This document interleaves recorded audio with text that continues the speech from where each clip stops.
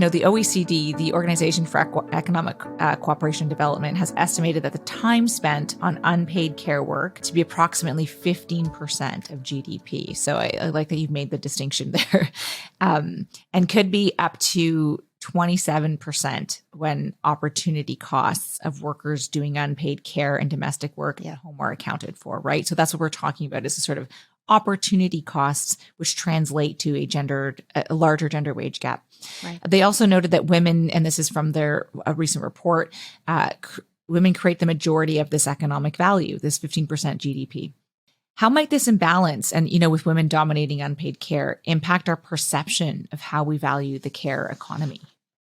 Yeah, no, there's a large economic literature on this question, and you've probably reviewed it in your podcast around the importance in the gender division of caring labor, unpaid labor, and women's responsibilities for unpaid care, and how that impacts their participation in the paid labor market, and as well their representation in care work that impacts the value we attach to their paid labor and and in particular their paid care labor, which is undervalued in comparison to other occupations in the labor market.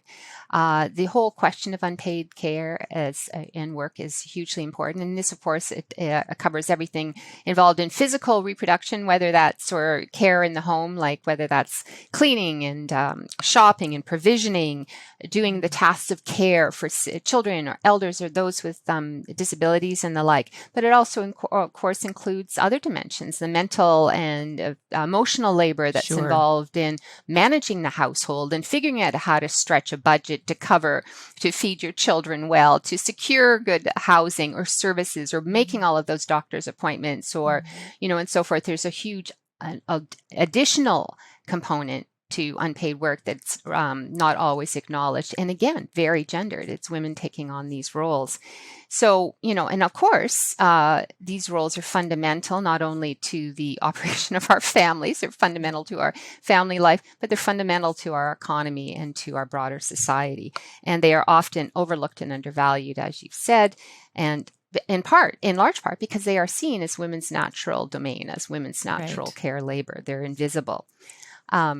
I guess I would say, in terms of where we are and how important this question is, certainly for the care economy, it's precisely the lack of recognition for women's work and women's care work, I think, or I would argue, that's at the heart of much of the tension that we're experiencing right now in the care economy.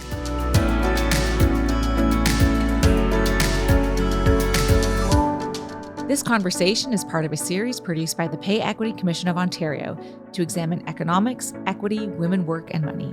Episodes can be found on www.leveltheplayingfield.ca, on the YouTube channel of Ontario Pay Equity Office, and wherever you download your podcasts. Please share this episode on your social platforms so we can elevate the equity conversation.